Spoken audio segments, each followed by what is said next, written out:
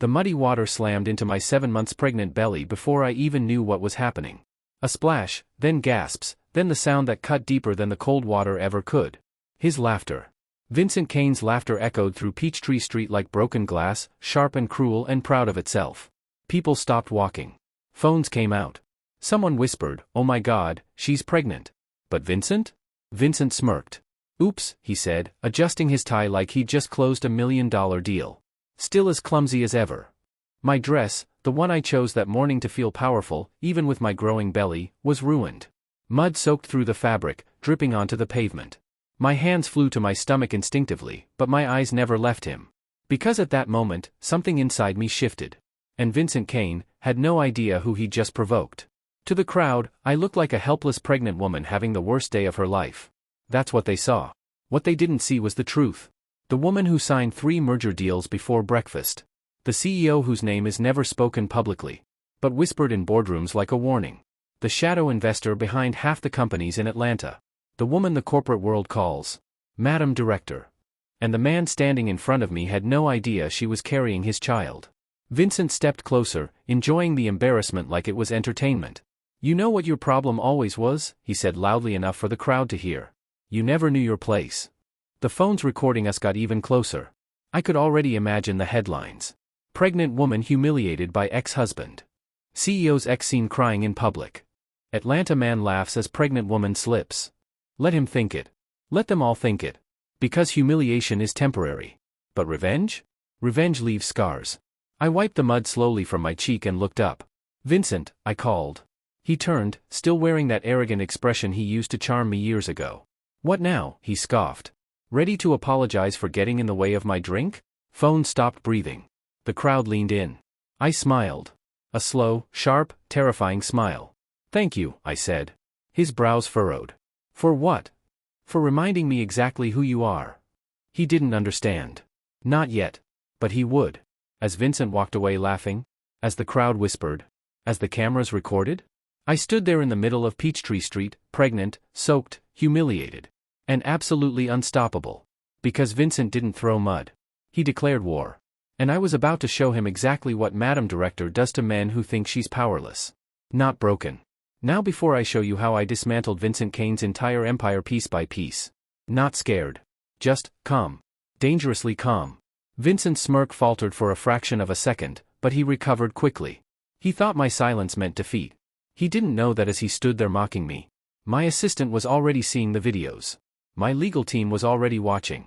My security detail was already mobilizing. My private investors were already waiting for my call. And in exactly 48 hours? Vincent Kane would be staring at foreclosure papers bearing my signature. Hi everyone, welcome back to the channel. I hope you're having an amazing day, and if you're new here, thank you for joining us. This story is one you absolutely don't want to miss. Before we continue, tell me, where in the world are you watching from? I love seeing our global family in the comments. Alright, let's get back to Dominique, because what she does next will change everything. Let me know in the comments below, and don't forget to subscribe for the shocking continuation of this story.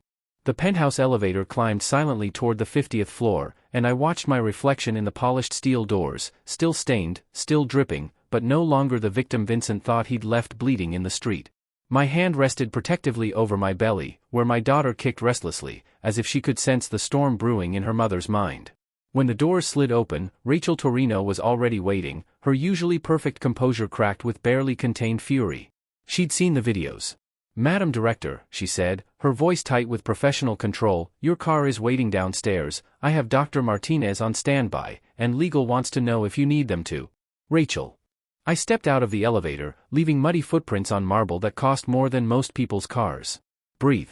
My assistant, though calling Rachel just an assistant was like calling a hurricane just a breeze, finally exhaled.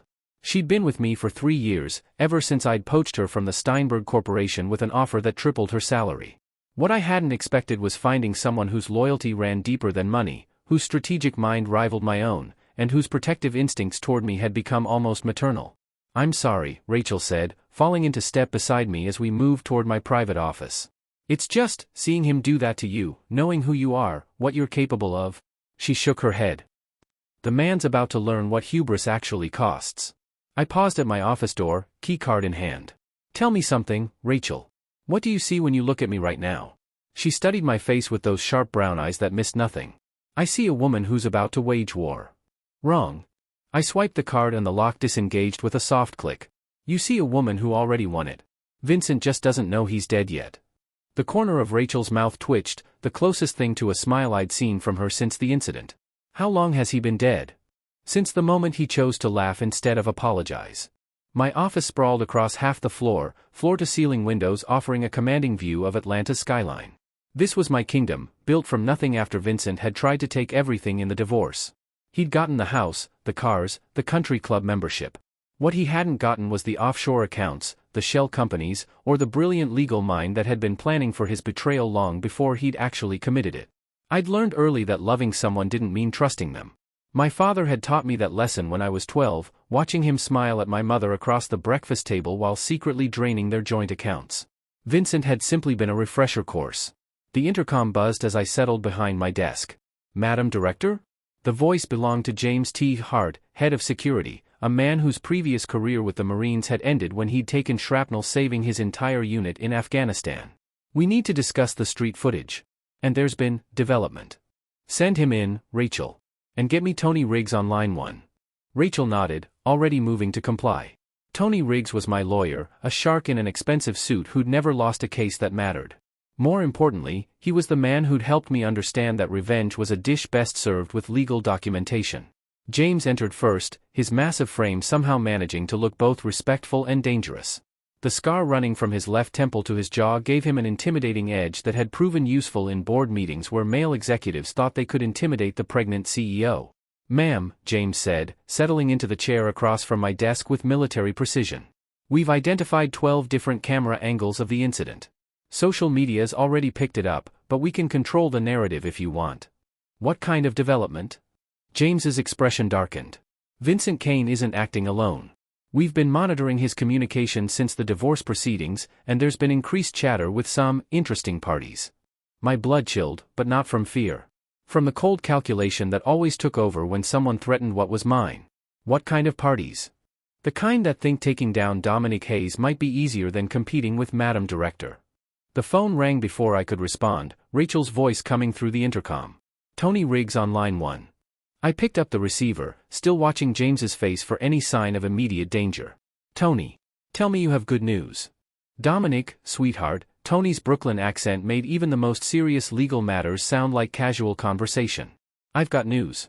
Whether it's good depends on how much you enjoy watching arrogant men eat their own words. I'm listening. Kane Industries.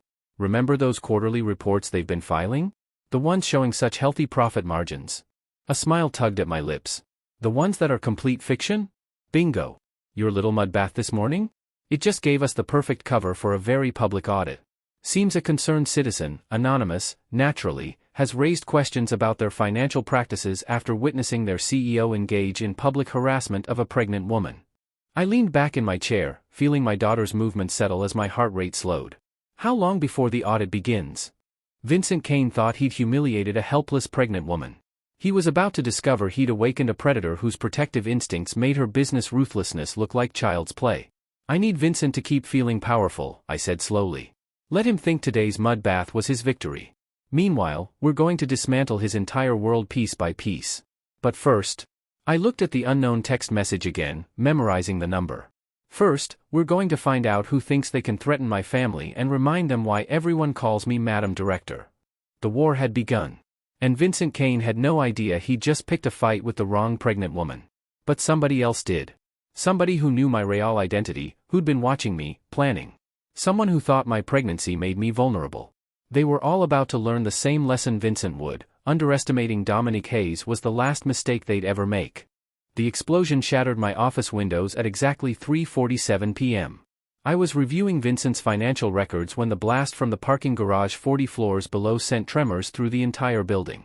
Emergency alarms screamed as my coffee mug slid off the desk, shattering against marble in a spray of porcelain and caffeine. But it wasn't the explosion that made my blood freeze. It was the second text message that arrived 30 seconds later. That was just a warning. Next time, we won't miss. Stop digging, or your daughter pays the price. James, I shouted, but he was already through my door, weapon drawn, speaking rapidly into his earpiece. Building secure, ma'am. Bomb was remote detonated in the visitor parking section, your car wasn't the target. His eyes met mine with grim understanding. This time. Rachel burst in behind him, tablet clutched against her chest, face pale but determined. FBI is en route. So is your medical team. And... She hesitated, glancing at James. What? Daniel Stone from the Federal Bureau is already here. He was in the building when the explosion happened, investigating financial crimes. He's asking to speak with you immediately. My mind raced. FBI investigating financial crimes could mean they'd connected Vincent's fraudulent reports to my anonymous tip. But federal agents didn't usually arrive this quickly unless he wasn't here about Vincent at all, I murmured. James nodded grimly. Ma'am, I think Agent Stone has been investigating the threats against you. The timing's too convenient. A knock on my damaged door frame interrupted us. The man who stepped through was nothing like the federal agents I'd dealt with during various corporate acquisitions. Agent Daniel Stone was tall, broad-shouldered, with dark hair and eyes the color of storm clouds. But it wasn't his looks that caught my attention, it was the way he moved, like a predator assessing threat levels, and the way his gaze immediately went to my pregnant belly with something that looked almost protective. Ms. Hayes, he said, his voice carrying a slight southern drawl that made my name sound like something precious. I'm Agent Daniel Stone, FBI Financial Crimes Division. We need to talk. About Vincent's audit? I asked, though something in his expression told me this went deeper. About why someone just tried to kill you. The words hung in the air like smoke. Rachel's tablet clattered to the floor. James moved closer to my desk, his hand resting on his weapon. And I felt my daughter kick hard against my ribs, as if she could sense the danger closing in around us. Agent Stone, I said carefully, I think you'd better explain what the FBI knows about today's events. He glanced at James and Rachel, then back at me. With respect, ma'am, this conversation might be better held privately. These people have my complete trust. Whatever you have to say, you can say it in front of them. Daniel nodded slowly, and I caught something in his expression, approval, maybe even admiration. Fair enough. Ms. Hayes, we've been monitoring chatter about a contract on your life for the past 6 weeks. My blood turned to ice water. A contract? Professional hit. 7 figures. The kind of money that attracts serious talent. He moved closer to my desk, and I noticed he positioned himself between me and the shattered windows. What we couldn't figure out was why. Until today. Today, someone got impatient. The bombing was meant to look like an accident, gas leak, structural failure, pregnant executive tragically killed in workplace accident. But they moved too fast, got sloppy. Daniel's eyes met mine, and I saw something there that made my breath catch. The person who wants you dead doesn't just know about your business empire, Ms. Hayes. They know about your pregnancy timeline. Rachel gasped. The due date. Someone's been tracking when she'll be most vulnerable. More than that, Daniel continued. They know about every doctor's appointment, every ultrasound, every time you've left this building. We're dealing with someone who has access to very private medical information. My mind reeled. Medical information meant someone inside my healthcare team, or someone with the resources to hack secure systems. The short list of people with both the money and the technological capability to pull this off was terrifying. Agent Stone, I said slowly, who else knows you're here? His expression darkened. That's complicated. This investigation started as a routine financial crimes case. Your anonymous tip about Kane Industries led us to some interesting discoveries. But when the death threats started showing up on federal monitoring systems, it became something else entirely. What kind of discoveries? Daniel pulled out his phone, swiped to a series of bank transfer records. Your ex-husband isn't just cooking his books, Ms. Hayes. He's been laundering money for some very dangerous people. Russian mob, specifically. And when those people found out their money was about to be exposed by a federal audit, the pieces clicked together with sickening clarity. They decided to eliminate the source of the audit. Exactly. But here's what doesn't make sense. Daniel leaned forward, his voice dropping to a more intimate level. The contract on your life was placed before you made that anonymous tip. Someone wanted you dead before you ever moved against your ex-husband. The office fell silent except for the distant wail of sirens and the steady thrum of my heart. My hand moved protectively over my belly as my daughter shifted restlessly, and I saw Daniel's eyes track the movement. Ms. Hayes, he said softly, I need to ask you something, and I need you to think very carefully before you answer. What? Who else knows you're Madam Director? The question hit like a physical blow. The whole point of my corporate identity was that almost no one knew the connection between Dominique Hayes and the mysterious CEO who'd been acquiring companies and crushing competitors for 3 years. Rachel knew. James knew. My lawyer Tony knew. My accountant. My doctor. My doctor. Oh God, I whispered, the realization hitting me like a freight train. Dr. Martinez. He's been my OBGYN for 8 months. He knows everything, my real name, my due date, my medical history, my appointment schedule. Daniel's expression turned grim. And if someone got to him? They'd know exactly when and where to find me at my most vulnerable. I stood up abruptly, adrenaline overriding the exhaustion that had been weighing on me all day. Rachel, I need you to pull Dr. Martinez's financial records immediately. James, get Jackson and his team up here now. Ma'am, James said, with respect, if your doctor's been compromised, we need to assume they know about tonight's board meeting, tomorrow's doctor appointment, even your home address. Daniel stepped closer, close enough that I could smell his cologne, something clean and masculine that made my treacherous body respond despite the circumstances. Ms. Hayes, I'm going to make you an offer that might sound crazy. I'm listening. Let me help you. Not just as an FBI agent investigating financial crimes, but as someone who... He hesitated, running a hand through his dark hair. As someone who's been watching you handle this pregnancy alone and thinking you deserved better protection than you were getting. I stared at him, caught off guard by the sudden personal turn. Agent Stone, are you saying you've been personally monitoring my case? I'm saying that when I saw the surveillance footage of your ex-husband humiliating you in the street this morning, I wanted to arrest him for public harassment. And when I read about the death threats targeting a pregnant woman, I volunteered for this assignment. His storm gray eyes held mine steadily. I'm saying that sometimes federal agents care about more than just solving cases. The admission hung between us, charged with something I wasn't ready to name. Here was a man I'd met 5 minutes ago, offering protection and something that felt dangerously close to attraction, while my world crumbled around me. What exactly are you offering? I asked quietly. Complete federal protection. A safe house. A new identity until we catch whoever's behind this. He paused. And a promise that nothing will happen to you or your daughter while I'm breathing. It was insane.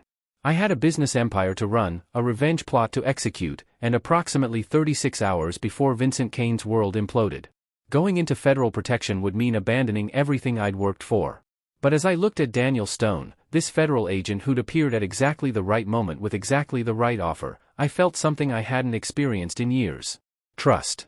And something else that was far more dangerous. Hope. My phone buzzed with another text. Federal agent won't save you. We know where you live. We know where you sleep. We know when you're most vulnerable. End the audit, or lose everything that matters. Daniel read the message over my shoulder, and I felt his entire body tense. Ms. Hayes, that settles it. You're coming with me. Now. I can't just disappear.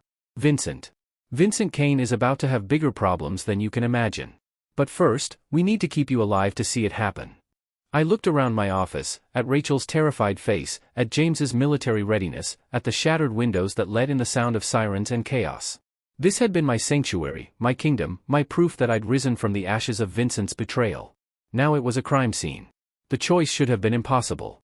Stay and fight, risking my daughter's life for revenge?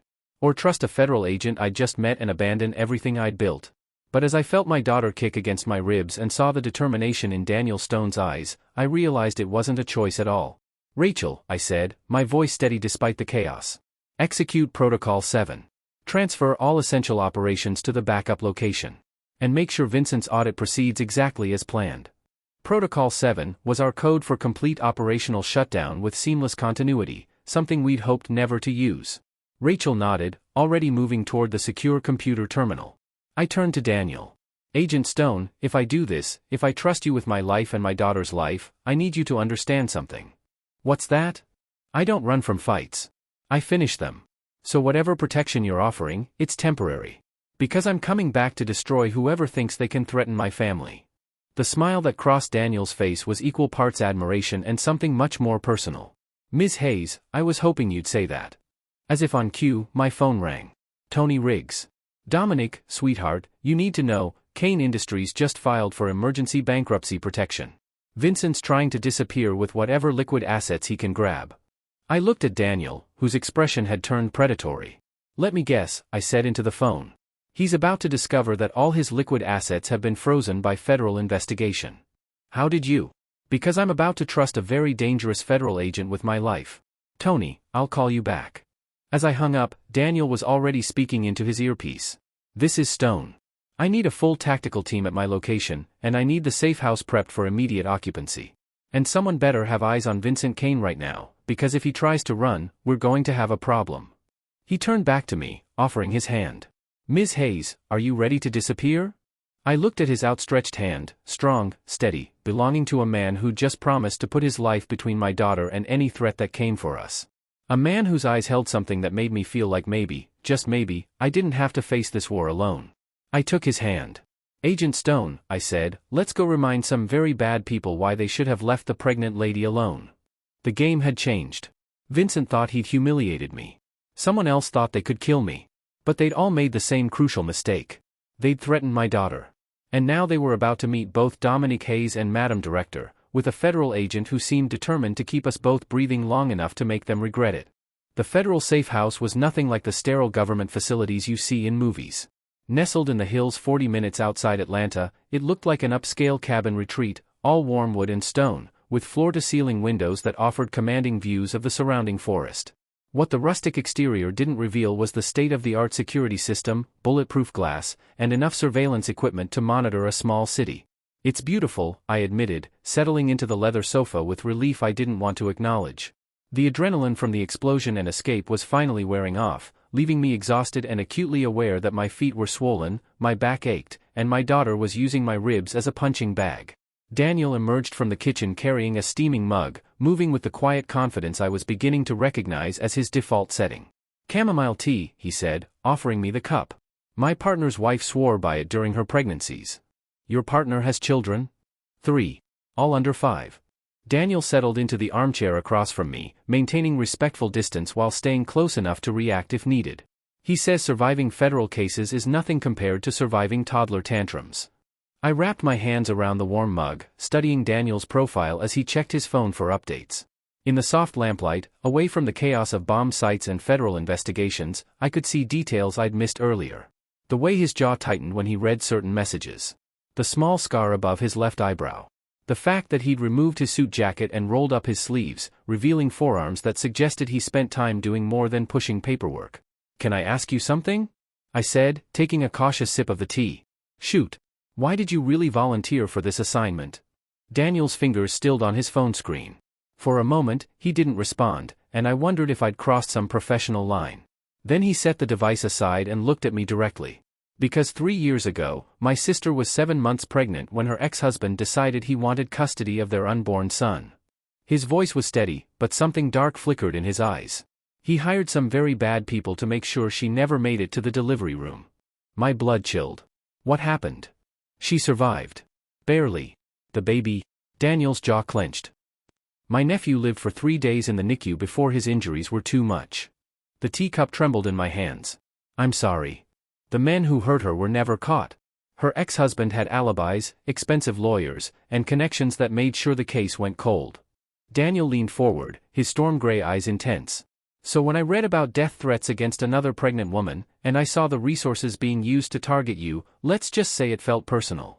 I set down my tea, my heart racing for reasons that had nothing to do with danger. Here was a man who'd chosen to protect me not just because it was his job, but because he understood exactly what I was facing. Because he'd already lost someone to the kind of evil that was now hunting me. Daniel, I said softly, using his first name for the first time. I need you to know that I'm not your sister. I'm not helpless, and I don't intend to be a victim. His mouth quirked up in what might have been a smile. Ms. Hayes, after watching you handle today's chaos while 7 months pregnant, I think helpless might be the last word anyone would use to describe you. Dominic, I corrected. If we're going to be stuck in hiding together, you might as well use my first name. Dominic, he repeated, and something about the way he said it, like he was tasting wine, made heat pool in my stomach in a way that had nothing to do with the chamomile tea. My phone buzzed with an encrypted message from Rachel. Kane Industries bankruptcy filing rejected by federal court. Vincent's assets frozen pending investigation. He's demanding to speak with you. Vincent wants to talk, I told Daniel, showing him the message. His expression hardened. Absolutely not. For all we know, he's working with whoever's trying to kill you. Or he's finally realized the woman he humiliated this morning isn't who he thought she was. I struggled to my feet, pacing to the window despite Daniel's obvious discomfort with me being near the glass. Vincent's an arrogant bastard, but he's not stupid. If federal agents are crawling through his finances, he's going to start putting pieces together. Dominic, you can't seriously be considering. I'm not considering anything. I'm telling you what's going to happen.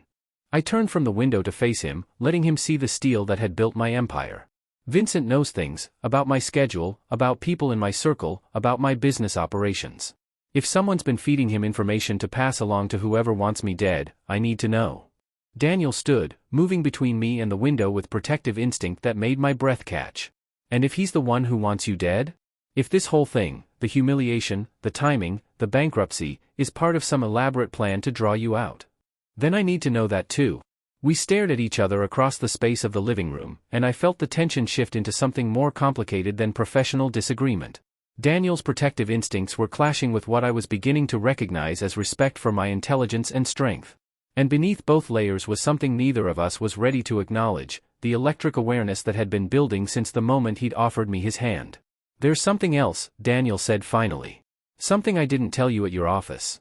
"What?" Dr. Martinez wasn't compromised. "We've been monitoring his communications for weeks, he's clean."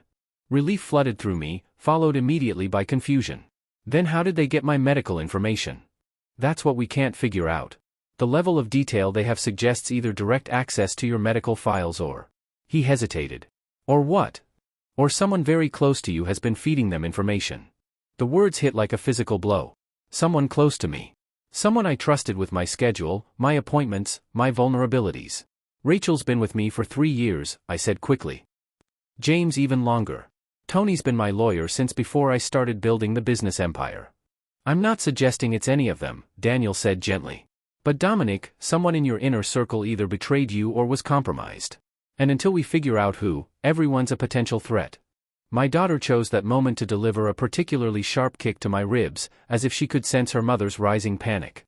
I gasped, one hand going to my side, and Daniel was beside me instantly. "Are you okay? Is it the baby?" "She's fine," I managed, though the combination of physical discomfort and emotional turmoil was making it hard to breathe. She doesn't like it when I'm stressed." Daniel's hands hovered near my shoulders, clearly wanting to offer comfort but uncertain about boundaries. "Maybe you should sit down. I'm pregnant, not fragile." But even as I said it, I was sinking back onto the sofa, suddenly aware of how exhausted I was. "I know you're not fragile," Daniel said, settling beside me this time instead of across the room. "I've seen your quarterly reports, remember? You don't build a multinational empire by being fragile. But being strong doesn't mean you have to face everything alone." The gentleness in his voice almost undid me. When had anyone last spoken to me like I was someone worth protecting instead of something to be conquered or defeated? Vincent certainly never had, even before our marriage had imploded into lawyers and bitter accusations. "I've been alone for a long time," I admitted quietly. "Even when I was married, I was alone." Vincent made sure of that. Daniel's jaw tightened. "What did he do?" "Nothing dramatic. No hitting, no screaming matches. Just systematic isolation. Every friend I made was too demanding, too jealous, too something. Every business contact was trying to use me. Every decision I made was wrong until I started making no decisions at all." I rubbed my belly absently, feeling my daughter settle as my heart rate slowed. By the time I figured out what he was doing, I'd been trained to second-guess everything I thought and felt. "Is that why you built your business empire in secret?" I looked at him sharply. "How did you?" "Financial crimes investigation, remember? I've been tracking Madam Director's corporate acquisitions for months, trying to figure out who she was. The pattern was too sophisticated for a newcomer, too strategic for someone operating on instinct alone." Daniel's eyes held mine steadily. "It was the work of someone who'd been planning for a very long time. I started planning the day Vincent asked me to sign a postnup that would have left me with nothing if we divorced." I smiled bitterly at the memory. He thought he was protecting himself from a gold-digging wife. What he actually did was show me exactly how little he valued me and exactly how vulnerable I was. "So you made yourself invulnerable." "I made myself dangerous. There's a difference." Daniel was quiet for a moment, studying my face with an intensity that made me want to look away. "You know what I think?" "What?" "I think Vincent Kane has no idea who he actually married. And I think whoever's trying to kill you made the same mistake he did." "Which is?"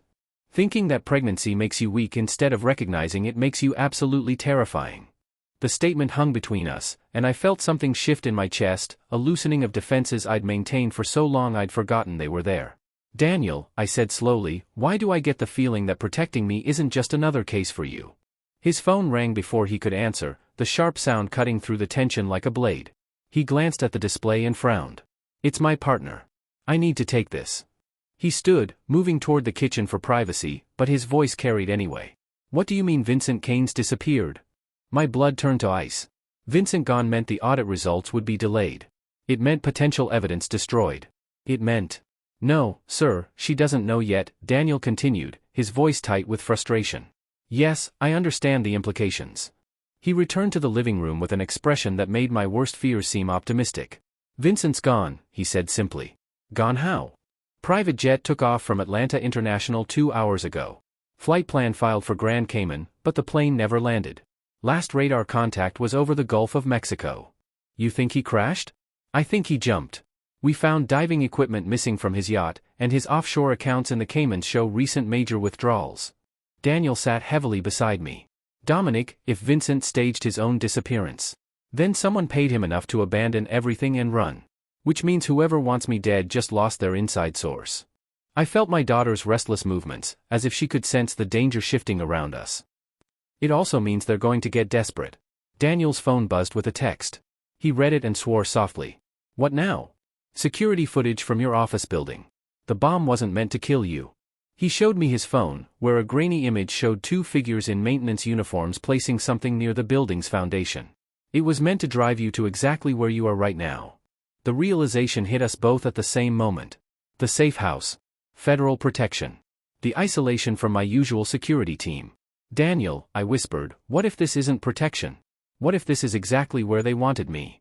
He was already moving, weapon drawn, speaking rapidly into his earpiece. But I could see the truth in his eyes. We'd walked straight into a trap. And I was 7 months pregnant, 40 miles from help, with only a federal agent I'd met 6 hours ago standing between my unborn daughter and whatever was coming for us in the dark. The lights went out at exactly 11:47 p.m. Not a flicker, not a brownout, complete, instantaneous darkness that swallowed the safe house like we'd been dropped into a black hole. Daniel's hand found mine in the darkness, warm and steady, while his other hand presumably held his weapon. Stay exactly where you are, he whispered against my ear, his breath warm on my neck. Don't move, don't speak. But I could hear them already, the soft crunch of footsteps on gravel, the barely audible click of equipment, the whispered communications of a professional team moving into position. Whatever was coming for us had been planned with military precision. Daniel's earpiece crackled softly. A voice I didn't recognize said, Mockingbird is in position. Target is secured. My blood froze. Target secured. They were talking about me. Daniel, I breathed, but his hand tightened on mine in warning. Agent Stone, a new voice called from outside, amplified and confident. This is Special Agent Patricia Vance, FBI Counterintelligence. We need you to exit the building with your hands visible. You've been compromised. Daniel's entire body went rigid beside me. That's impossible, he whispered. Patricia Vance has been dead for 3 years. The world tilted. FBI Counterintelligence. A dead agent. Daniel's obvious shock and terror. Nothing about this made sense unless... Daniel, I whispered, pieces clicking together with sickening clarity. What aren't you telling me? Before he could answer, the front door exploded inward. Military-grade flashbangs detonated in sequence, filling the safe house with blinding light and deafening noise. I felt Daniel throw himself over me, shielding my body and my pregnant belly as tactical teams poured through every entrance. When my vision cleared, we were surrounded by 6 figures in full tactical gear, weapons trained on us from every angle. But it was the woman standing in the doorway who made my heart stop. Rachel Torino. My assistant. My trusted friend. My most loyal employee for 3 years. Except she wasn't Rachel anymore. Gone was the efficient professional demeanor, the perfectly pressed suits, the warm concern for my well-being. The woman standing before me moved with military precision, her eyes cold as winter steel, and she was pointing a gun directly at my stomach. Hello, Dominic, she said, her voice carrying an accent I'd never heard before, Eastern European, maybe Russian. I think it's time we had an honest conversation. Daniel started to move, but Rachel, or whoever she really was, shifted her aim to his chest. Agent Stone, I'd recommend staying very still. You're here because you're useful, not because you're irreplaceable. You're dead, Daniel said, staring at her like he'd seen a ghost. Patricia Vance died in a car bombing in Moscow. I saw the forensic reports. Rachel smiled, and it was nothing like the warm expressions I'd grown accustomed to. Patricia Vance was a useful identity while it lasted. But Rachel Torino has been so much more productive. The betrayal hit me like a physical blow. 3 years.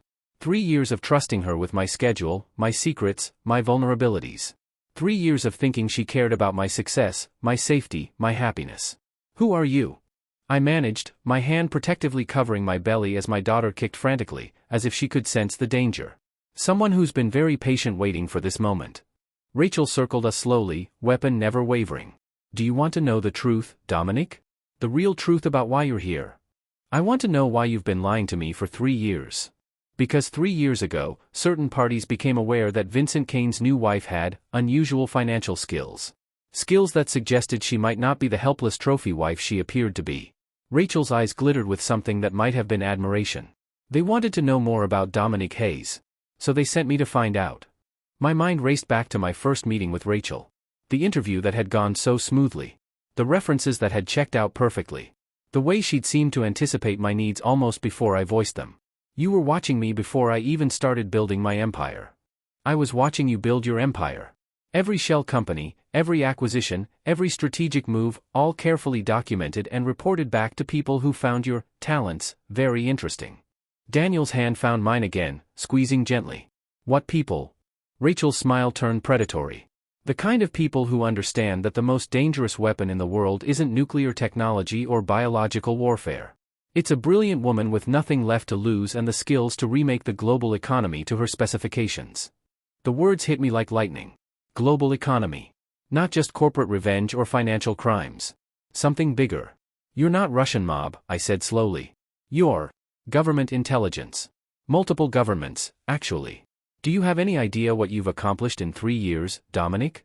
You've systematically acquired controlling interests in 17 major corporations, manipulated international currency markets, and created financial instruments that could destabilize entire national economies.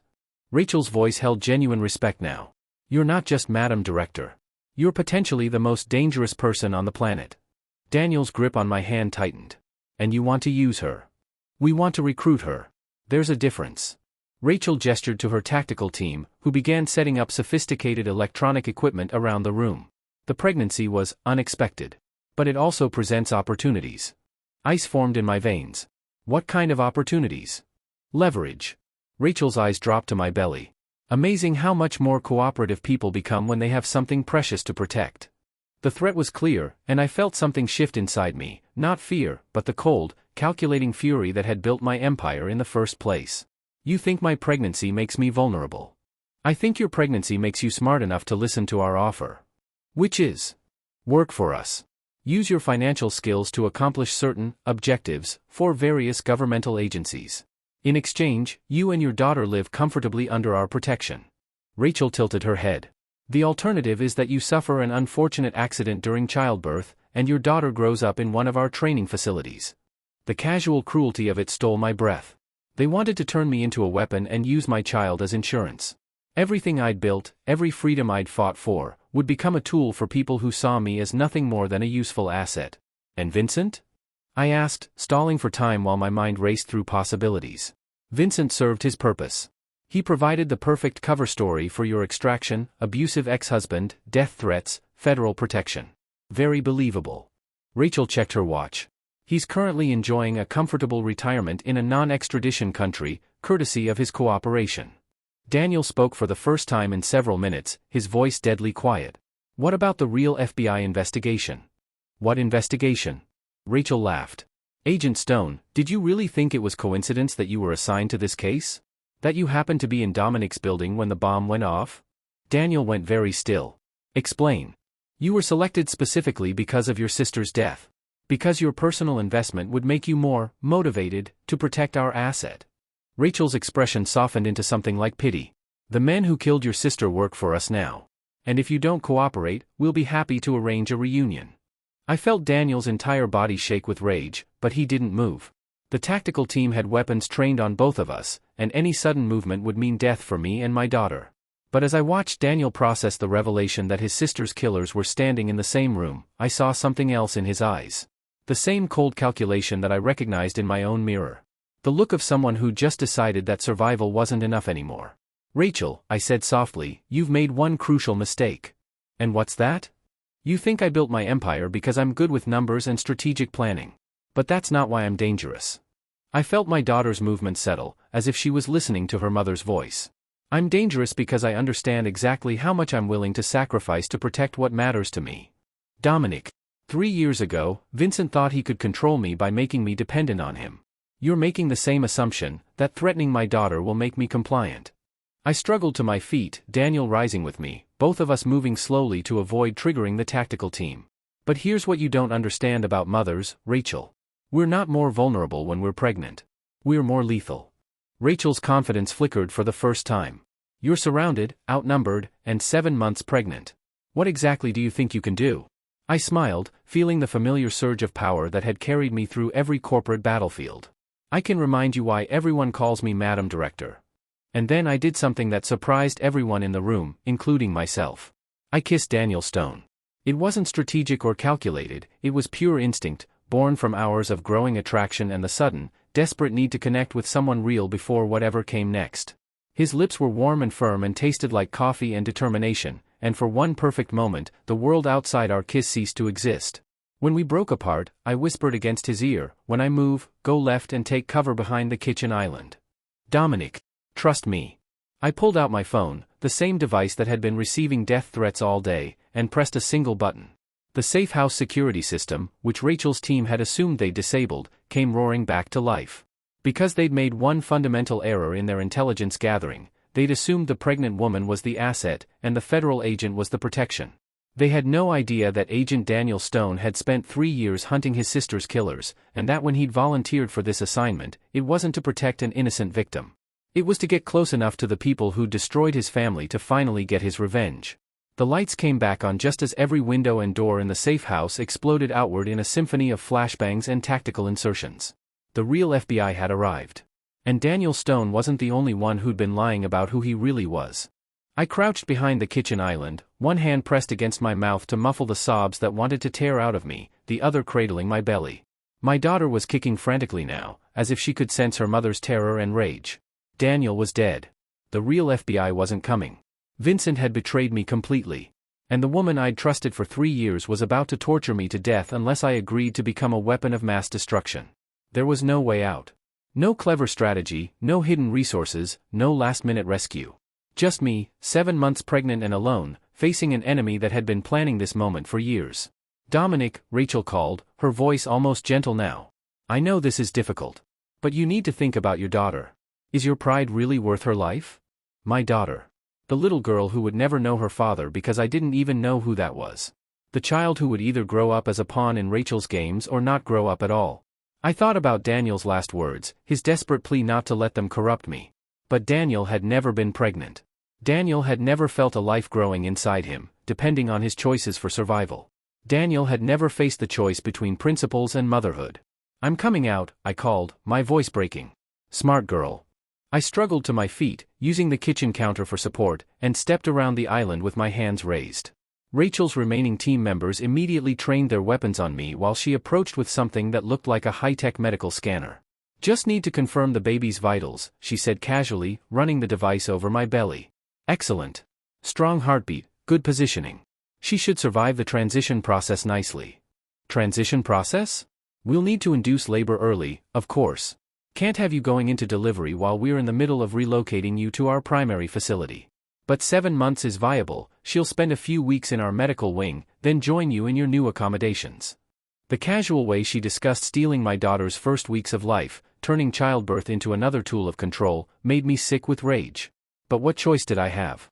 "Where?" I asked quietly. "Eastern Europe, initially. We have excellent facilities there. Very private. Very secure." Rachel smiled. "You'll learn to appreciate the work, Dominic. Using your talents to reshape global economics, to topple governments and build new ones, it's not so different from what you've already been doing. And if I refuse to cooperate once we're there? Then your daughter becomes an orphan, and we find someone else with your skill set." Rachel's expression hardened. "But we both know you won't refuse. You're a mother now. Mothers always cooperate when their children are at stake." She was right, and we both knew it.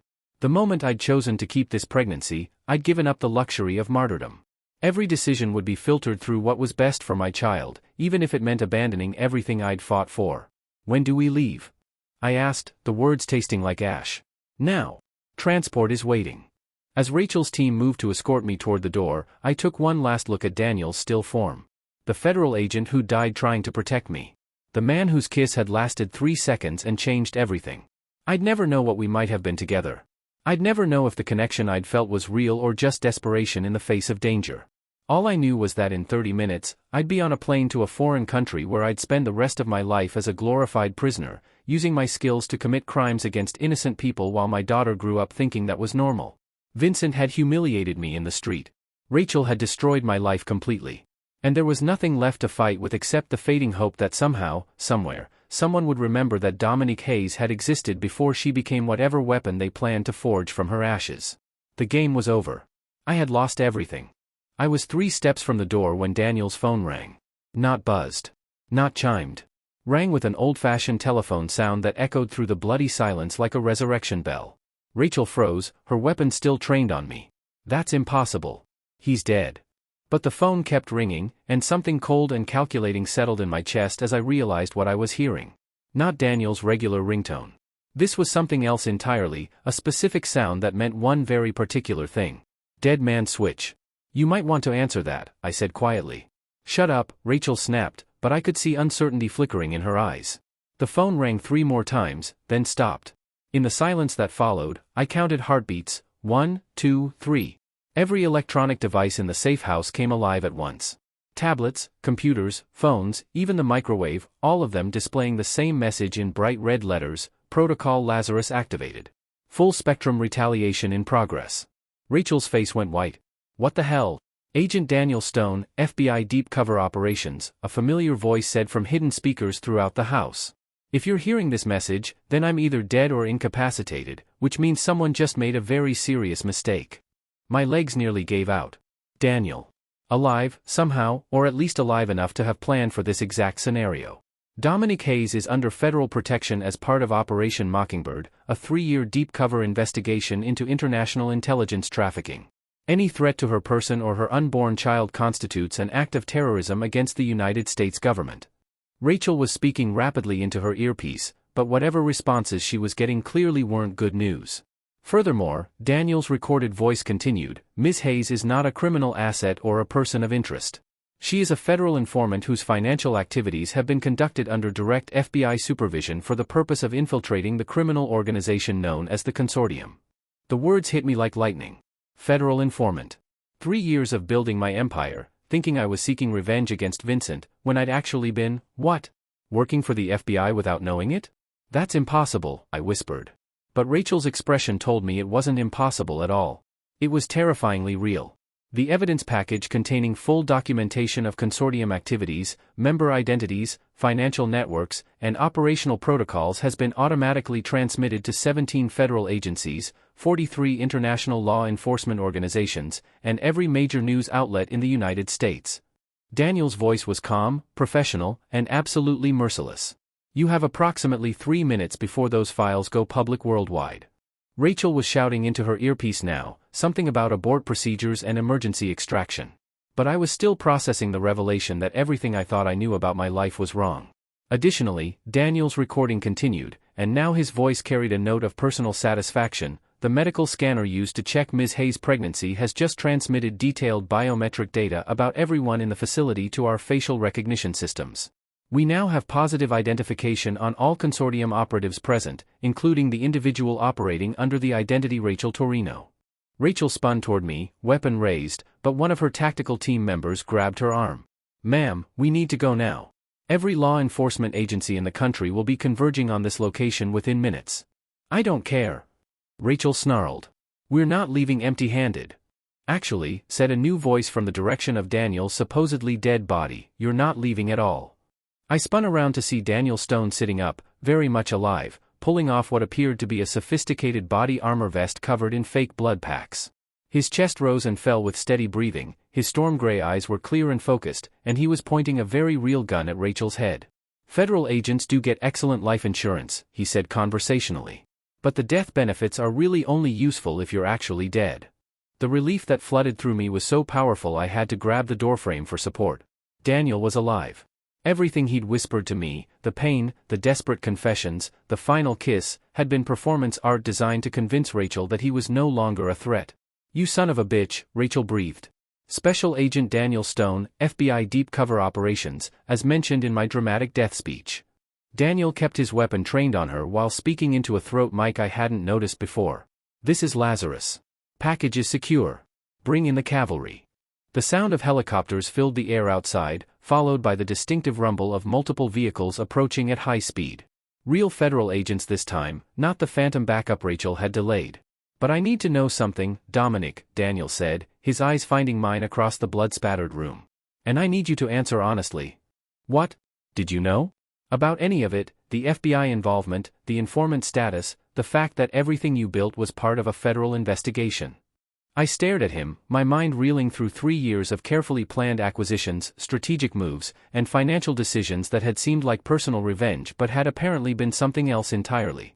I thought I was building an empire to destroy Vincent, I said slowly. I thought I was getting revenge for what he did to me. You were. But you were also building the most comprehensive evidence file in FBI history against one of the most dangerous criminal organizations in the world. Daniel smiled, and it transformed his entire face. Dominic, you didn't just accidentally stumble into greatness. You were recruited for this operation before you even knew the operation existed. Recruited how? Your divorce lawyer. Tony Riggs has been a federal asset for 12 years. When Vincent tried to leave you with nothing, Tony reached out to his FBI contacts about a brilliant woman who might be interested in taking down some very bad people while rebuilding her life. The pieces clicked together with stunning clarity. Tony's aggressive legal strategy that had somehow left me with just enough assets to start building my business empire. The convenient timing of certain acquisitions that had put me in contact with exactly the right people. The way doors had opened that should have remained closed to a newly divorced woman with no corporate connections. You've been watching me for 3 years, I said, not sure whether to be furious or impressed. We've been supporting you for 3 years. Everything you accomplished, every brilliant move you made, every time you outmaneuvered someone who underestimated you, that was all you, Dominic. We just made sure you had the resources and opportunities to do what you do best. Which is take down bastards who think they can destroy women and get away with it. Daniel's expression grew serious. Starting with your ex-husband, who's been laundering money for the consortium since before you married him. The front door exploded inward as actual federal agents poured into the safe house, tactical gear gleaming under the restored lights. Rachel and her remaining team were surrounded within seconds, weapons confiscated, hands zip-tied behind their backs. But I only had eyes for Daniel as he crossed the room toward me, holstering his weapon and reaching out like he wanted to touch me but wasn't sure he had the right. Are you okay? He asked softly. The baby? We're fine. I placed his hand over my belly, where my daughter was kicking with what felt like relief. But I have questions. A lot of questions. I'll answer every single one. His thumb traced gentle circles against my stomach. But first, there's something I need you to know. What? That kiss wasn't part of the cover story. That was real. His storm gray eyes held mine steadily. Everything I felt, everything I said about protecting you and your daughter, that was the most honest I've been in 3 years of deep cover work. My heart did something complicated in my chest. Daniel. I know this is insane. I know you just found out your entire life has been manipulated by federal agents, including me. I know you have every reason not to trust anything I say. He cupped my face gently. But when I thought I was going to watch you die tonight, when I realized I might never get to tell you how I feel. How do you feel? Like I've been waiting my whole life for a pregnant woman who's smart enough to outmaneuver international criminals and brave enough to face down armed killers to protect her unborn child.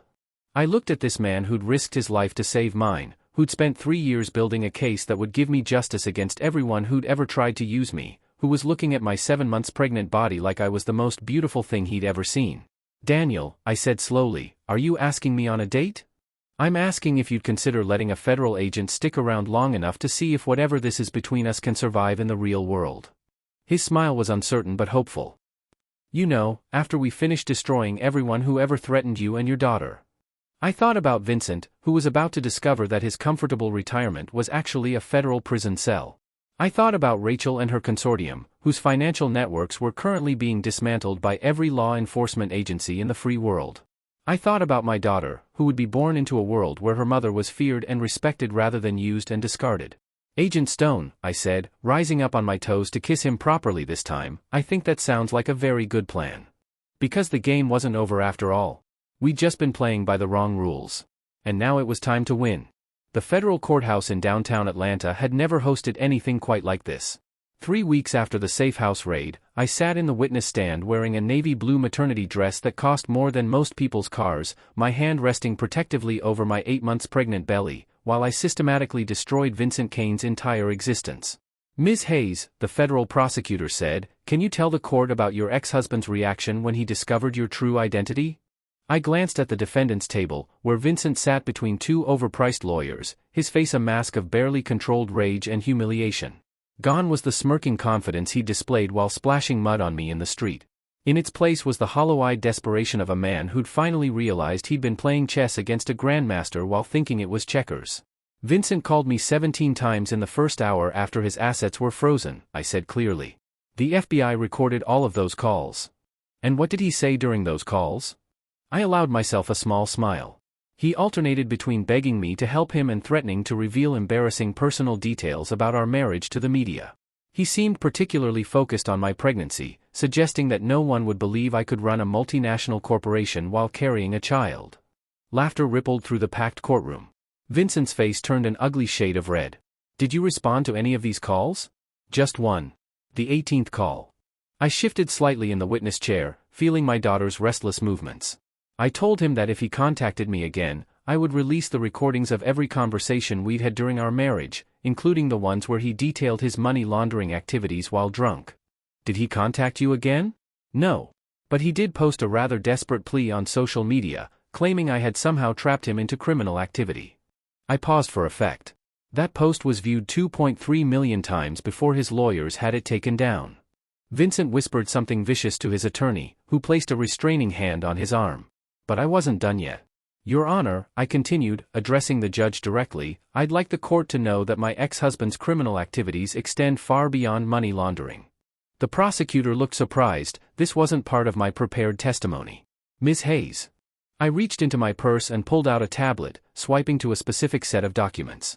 3 days ago, I received information suggesting that Vincent had been planning my death for over 6 months. The courtroom erupted in shocked murmurs. Vincent shot to his feet, his lawyers frantically trying to pull him back down. That's a lie, he shouted. She's manipulating evidence. She's been controlling everything from the beginning. Mr. Kane, the judge said sternly, you will control yourself or be held in contempt. But Vincent was beyond control now, his carefully maintained facade crumbling completely. She made me do it. She drove me to those people. She forced me into this situation. What people, Mr. Kane? I asked quietly, my voice carrying clearly through the sudden silence. Vincent's lawyers were frantically signaling him to stop talking, but he was too far gone to care about strategy. The consortium, he spat. They approached me because of her. Because of what she was doing to my company, my reputation, my life. They said they could help me get back at her, make her pay for destroying everything I built. The prosecutor leaned forward. Mr. Kane, are you confessing to conspiracy with a known terrorist organization? I'm confessing to trying to stop my psychotic ex-wife from. That's enough. The judge's gavel rang like a gunshot. Mr. Kane, anything you say can and will be used against you in a court of law. I strongly advise you to consult with your attorneys before saying another word. But Vincent was past listening to advice. He was staring at me with the kind of hatred that had been building for years, finally free to express itself without pretense. You think you're so smart, he said, his voice carrying across the silent courtroom. You think you've won. But you have no idea what you've really done, do you? Enlighten me, I said calmly. The baby. Your precious daughter. Vincent's smile turned ugly. How do you think you got pregnant, Dominique? We were separated for months before you filed for divorce. We hadn't been intimate for over a year. Ice formed in my veins, but I kept my expression neutral. What are you implying? I'm not implying anything. I'm stating a fact. Vincent leaned forward, his eyes glittering with malicious satisfaction. That baby isn't mine. Which means either you were having an affair, or... He let the words hang in the air like poison, and I felt the blood drain from my face as the implication hit me. The timeline. The separation. The way Vincent had agreed to the divorce so easily, as if he'd wanted me gone. Or what, Vincent? I asked, though I already knew what he was going to say. Or someone made sure you got pregnant at exactly the right time to give you the motivation you'd need to do what they wanted. Vincent's smile was pure venom. Tell me, Dominique, when exactly did the FBI first contact you? How long before you discovered you were carrying someone else's child? The courtroom was dead silent now, every eye fixed on the bombshell Vincent had just dropped. But as I sat there, feeling my daughter's strong kicks against my ribs, something clicked into place with perfect, terrible clarity. The timeline wasn't wrong. Vincent was.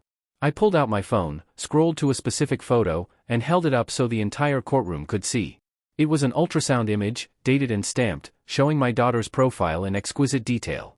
"Vincent," I said softly, "you're absolutely right about one thing. This baby was conceived at exactly the right time to give me the motivation I needed. See? I told you. The motivation to make sure her father survived long enough to meet her." Vincent's expression shifted from triumph to confusion. "What are you talking about?" I turned in the witness chair to look directly at Daniel Stone, who was sitting in the gallery behind the prosecutor's table. He was wearing his best suit, his storm gray eyes fixed on my face with an intensity that made my heart race. "Agent Stone," I said clearly, "would you please tell the court when we first met?" Daniel stood, his federal credentials already in his hand. 9 months and 2 weeks ago, Your Honor. During a routine financial investigation at the Meridian Hotel in downtown Atlanta. The pieces fell together like dominoes. The business conference where I'd been presenting on international acquisitions. The handsome federal agent who'd approached me at the hotel bar with questions about suspicious financial transactions. The conversation that had lasted until dawn, moving from professional to personal with an ease that had surprised us both. The night my daughter had been conceived. "Ms. Hayes," the prosecutor said slowly, "are you saying?" "I'm saying that my ex-husband has been operating under the delusion that he was somehow important to my life for the past year." I looked at Vincent, whose face had gone white with dawning understanding. "I'm also saying that, Agent Stone, would you please explain to the court why you volunteered for this assignment?" Daniel stepped forward, his voice steady and professional. "Because 3 months into our relationship, I discovered that the woman I was falling in love with was being targeted by the same criminal organization that had killed my sister. Because I wasn't about to lose another person I cared about to the consortium's violence." "And when did you discover Ms. Hayes was pregnant?" "The same day she did. We took the test together." Daniel's eyes found mine across the courtroom. "Your Honor, I've been protecting my family from the beginning." The word family hit the courtroom like a thunderbolt. Vincent's lawyers were frantically conferring, probably calculating how this revelation would affect their client's case. The prosecutor was trying to maintain professional composure while processing the implications. And the gallery was buzzing with whispers as reporters realized they were witnessing something unprecedented. But I only cared about Daniel's expression as he looked at me and our unborn daughter, protective, proud, and absolutely certain. "Vincent," I said, turning back to my ex-husband one final time. "You wanted to know if I thought I'd won. The answer is yes. But not because I destroyed your business or exposed your crimes or even because I'm about to watch you spend the next 20 years in federal prison." "Then why?" "Because 9 months ago, while you were planning to betray me to international criminals, I was falling in love with a man who saw me as someone worth protecting instead of something worth using." I smiled, feeling my daughter's movements settle as my heart rate slowed. "You tried to make me feel worthless, Vincent. Instead, you drove me straight into the arms of someone who values me more than you ever could." Vincent was staring at me with the expression of a man who just realized he'd lost a game he hadn't even known he was playing. "The irony," I continued, "is that everything you tried to take from me, my independence, my strength, my ability to trust my own judgment, those are exactly the qualities that made Daniel fall in love with me. And they're exactly the qualities that are going to make me an excellent mother." "Ms. Hayes," the judge said gently, "I think you've made your point. Actually, Your Honor, I have one more thing to say." I stood carefully, one hand supporting my belly, and looked directly at the gallery where news cameras were recording every word. "To every woman watching this who's ever been told she's not smart enough, strong enough, or valuable enough, you are. To every mother who's ever been afraid she can't protect her children, you can. And to every person who's ever been underestimated because of their circumstances." I paused, feeling the weight of 3 years of careful planning, months of federal investigation, and a lifetime of proving myself to people who'd already decided I wasn't worth their respect. "Don't let them see you coming." The courtroom erupted in applause that the judge made no effort to stop. Vincent's face had gone from red to white to gray, the full magnitude of his defeat finally sinking in. His lawyers were already discussing plea bargains, knowing that their client's outburst had just added several more charges to his already overwhelming list. But as I carefully made my way down from the witness stand, all I could think about was Daniel's smile and the strong kicks of our daughter against my ribs. Justice was sweet. Revenge was satisfying. But love? Love was everything. 3 hours later, Vincent Kane was sentenced to 25 years in federal prison without the possibility of parole. Rachel Torino and the surviving members of her consortium cell received life sentences for terrorism and conspiracy charges. And I walked out of that courthouse with Daniel's hand in mine, ready to build a life that no one could manipulate, control, or destroy. Because some victories are worth waiting for. And some love stories are worth fighting for. 2 months later, I was in the middle of a board meeting when my water broke. Not the gentle, Hollywood-style leak that gives you time to call your doctor and pack a hospital bag. This was the explosive, unmistakable declaration that my daughter had decided she was ready to meet the world immediately, regardless of whether her mother was in the middle of explaining quarterly profit margins to 12 very serious executives. "Gentlemen," I said, gripping the edge of the mahogany conference table as the first contraction hit like a freight train, "I'm afraid we'll need to continue this discussion at a later date."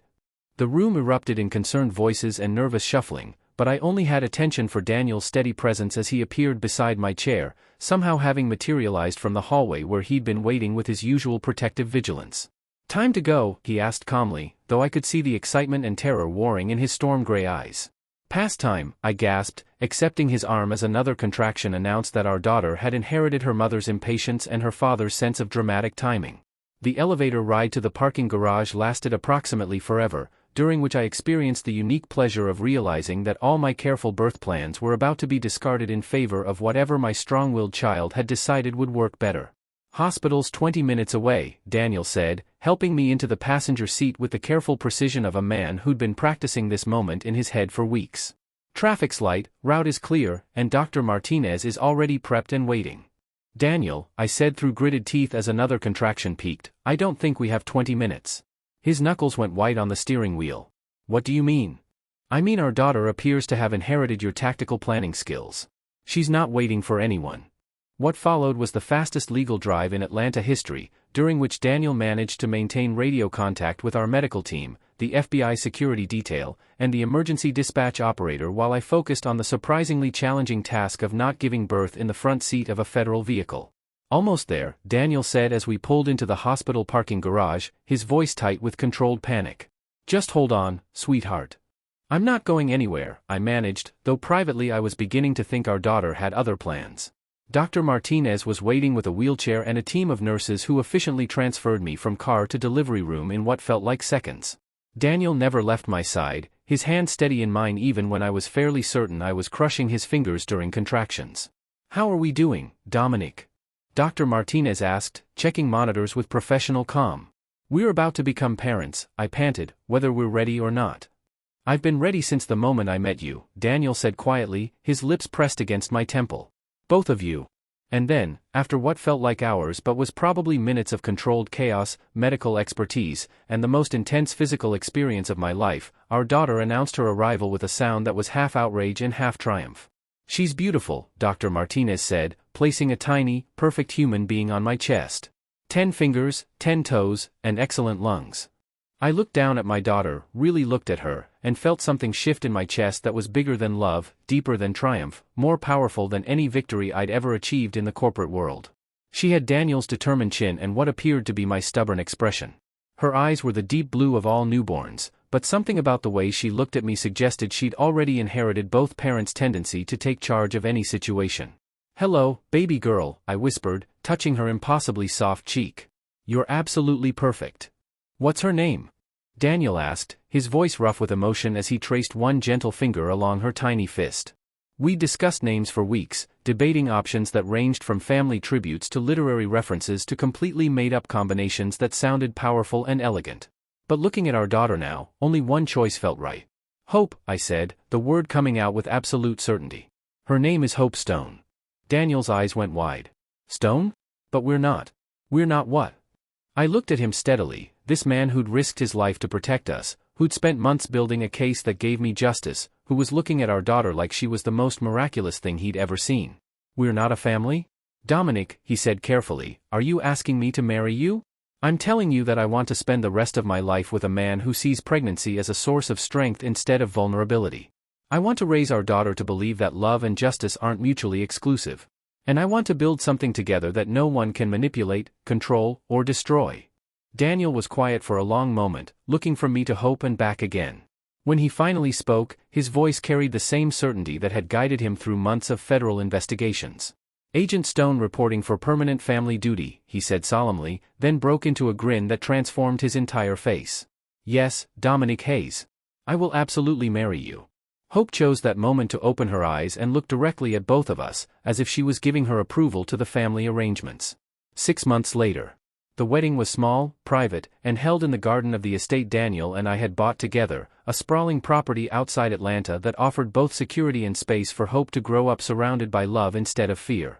Rachel attended via video link from federal prison, where she was serving 3 consecutive life sentences. She sent a card that simply read, "Congratulations on winning the long game."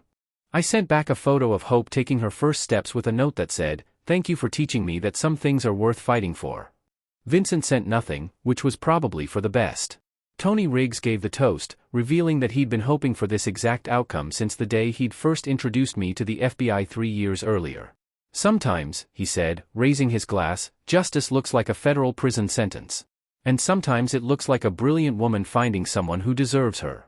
Hope babbled her approval from her high chair, wearing a tiny dress that matched my wedding gown and a flower crown that she kept trying to eat.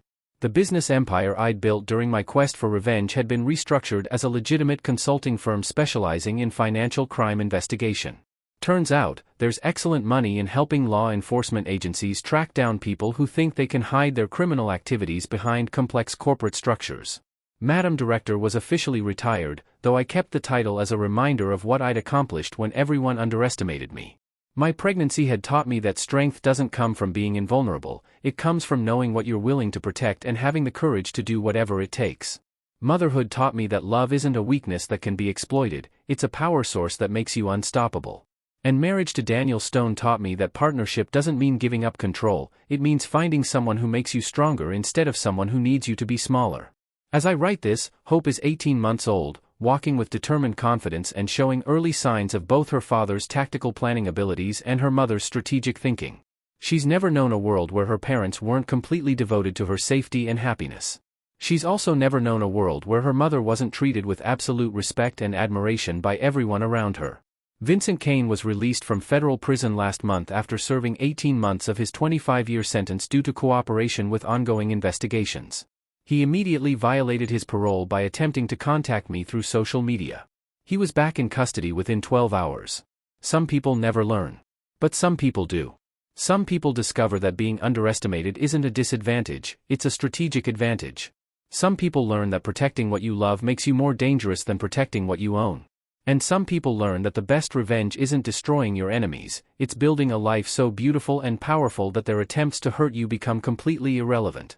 To everyone watching who's ever been told they're not enough, who's ever been humiliated in public, who's ever been threatened or dismissed or written off, remember that some stories take time to write. Vincent thought he was ending my story when he splashed mud on my pregnant belly in front of all those people. What he actually did was give me the opening chapter of the greatest love story I've ever lived. So what do you think happened to Vincent in the end? Did he finally learn his lesson, or do you think some people are beyond redemption? Let me know in the comments below. I love reading your thoughts on these stories. And if you enjoyed this incredible journey of revenge, justice, and unexpected love, please hit that subscribe button because I have so many more amazing stories coming your way. Trust me, you won't want to miss what I have planned next. Until then, remember, never let anyone make you feel small. You never know when the person they're underestimating might just be the one who changes everything. See you in the next story.